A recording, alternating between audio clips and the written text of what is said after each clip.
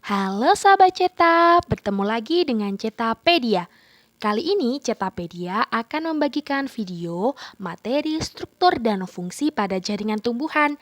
Tapi sebelum kalian nonton video ini, jangan lupa untuk klik tombol subscribe dan juga nyalakan loncengnya ya, agar kalian tidak ketinggalan saat ada video baru dari Cetapedia. Terima kasih.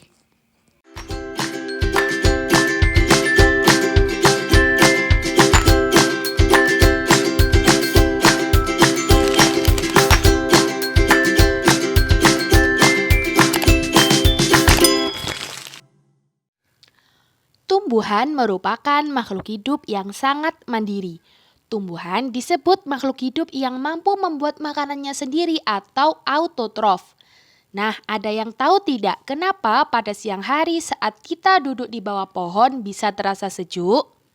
Itu disebabkan banyaknya kandungan oksigen di sekitarnya.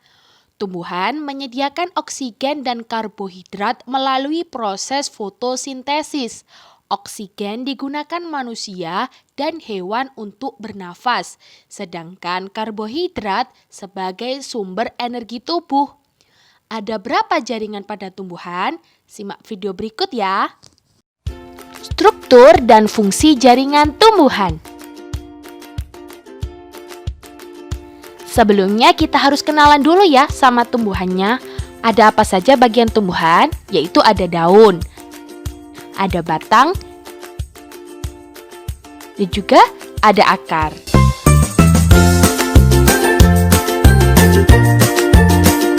Selanjutnya kita akan belajar mengenai jenis-jenis dari tumbuhan.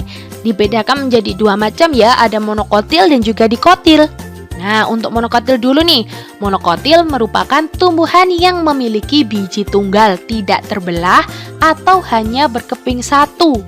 Contohnya bisa kalian lihat pada gambar berikut ini ya. Ada anggrek, jagung, pohon kelapa, lidah buaya, dan juga jahe. Nah, yang kedua yaitu tumbuhan dikotil, merupakan tumbuhan yang memiliki biji berkeping dua. Contohnya yaitu ada belimbing, ada delima, ada lagi jambu biji. Nah, dan lain sebagainya ya. Sedangkan untuk perbedaan monokotil dengan dikotil dapat dilihat pada tabel berikut ini. Untuk monokotil, tulang daunnya yaitu sejajar atau melengkung. Sedangkan untuk dikotilnya yaitu tulang daunnya menyirip atau menjari. Batang tumbuhan monokotil memiliki berkas pengangkut yang tersebar. Sedangkan untuk dikotil, berkas pengangkut tersusun dalam suatu lingkaran.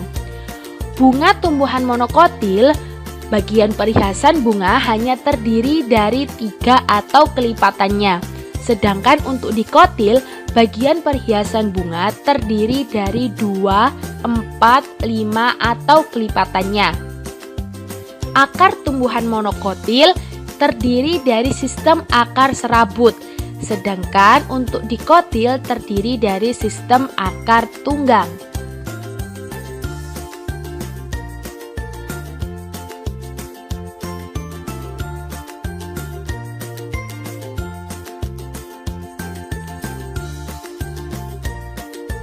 Selanjutnya yaitu struktur dan fungsi jaringan pada tumbuhan. Yang pertama yaitu struktur dan fungsi akar. Fungsi akar sendiri sebagai pondasi tubuh tumbuhan pada tempat tumbuhnya atau tanah. Yang kedua, menyerap air dan juga garam-garam mineral terlarut dalam tanah. Yang ketiga, membantu menegakkan batang. Dan yang keempat, menyimpan cadangan makanan. Ini pada khusus beberapa tumbuhan seperti ubi, wortel, singkong, dan lain sebagainya. Struktur jaringan akar dapat kalian lihat pada gambar berikut ini. Untuk yang pertama ada epidermis. Nah, karakteristik dari epidermis ini, jaringan terluar akar merupakan jaringan yang terdapat di paling luar. Sel-sel tersusun rapat satu dengan yang lain tanpa adanya ruang antar sel. Dinding selnya tipis sehingga mudah ditembus air. dan dapat termodifikasi menjadi bulu-bulu akar untuk memperluas bidang penyerapan. Selain itu, epidermis juga berfungsi untuk melindungi jaringan setelahnya. Yang kedua ada korteks. Karakteristiknya yaitu berisi jaringan-jaringan parenkim. Yang kedua, terdiri atas lapisan sel berdinding tipis. Yang ketiga, susunan sel tidak rapat sehingga banyak ruang antar sel untuk pertukaran gas. Yang keempat, memiliki lapisan dalam yang disebut sebagai endodermis. Nah, fungsi dari korteks ini sebagai tempat menyimpan cadangan makanan.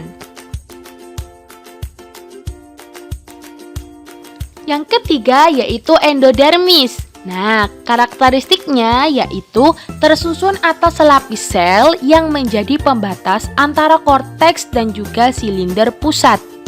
Yang kedua, terdapat pita Kaspari yang berfungsi sebagai pengatur jalannya larutan yang diserap dari tanah masuk ke silinder pusat atau yang disebut sebagai stele. Yang keempat yaitu perisikel. Terdapat di daerah silinder pusat sebelah endodermis. Nah, fungsi dari perisikel ini untuk membentuk cabang akar. Yang kelima ada silem atau pembuluh kayu, merupakan berkas pembuluh pengangkut dan terdapat di silinder pusat atau stele yang berfungsi untuk mengangkut air dari akar melalui batang ke daun. Keenam ada phloem atau pembuluh tapis, merupakan berkas pembuluh pengangkut yang terdapat di silinder pusat atau stele. Jadi silem sama phloem ini saling berdekatan ya, saling berjejer atau satu kesatuan. Nah, phloem ini berfungsi untuk mengangkut hasil fotosintesis dari daun ke seluruh bagian tumbuhan. Perbedaan akar tumbuhan dikotil dan juga monokotil dapat kalian lihat pada tabel berikut ini. Jenis akar monokotil serabut, sedangkan jenis akar dikotil yaitu tunggang. Nah, yang kedua, batas ujung akar dan kaliptra monokotil jelas, sedangkan dikotil tidak jelas. Yang ketiga, perisikel monokotil terdiri dari beberapa lapis sel yang berdinding tebal, dan perisikelnya hanya membentuk cabang akar. Sedangkan untuk dikotil, perisikel terdiri dari satu lapis sel berdinding tebal dan membentuk cabang-cabang akar meristem sekunder. Contohnya, berbentuk kambium dan kambium gabus. Nah, yang keempat, silem dan phloem monokotil letaknya berselang-seling, sedangkan pada dikotil pada akar sekunder bersifat kolateral, sedangkan silem di dalam dan phloem di luar. Yang kelima, empulur pada monokotil luas pada pusat akarnya, sedangkan pada dikotil sempit atau tidak memiliki empulur pada pusat akar. Nah, untuk kambium monokotil jelas ya tidak punya, sedangkan untuk dikotil tampak seperti meristem sekunder seperti yang tadi di perisikel ya. Jadi kambium ini berhubungan sama perisikel, silem dan phloem ada di dalamnya. Gitu ya sahabat.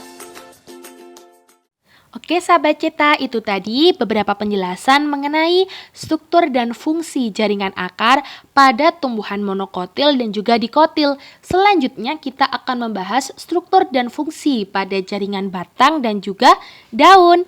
Jangan lupa untuk klik tombol subscribe-nya ya, nyalakan loncengnya, like semua video Cetapedia dan share ke semua teman-temannya agar kita dapat belajar bersama. Terima kasih.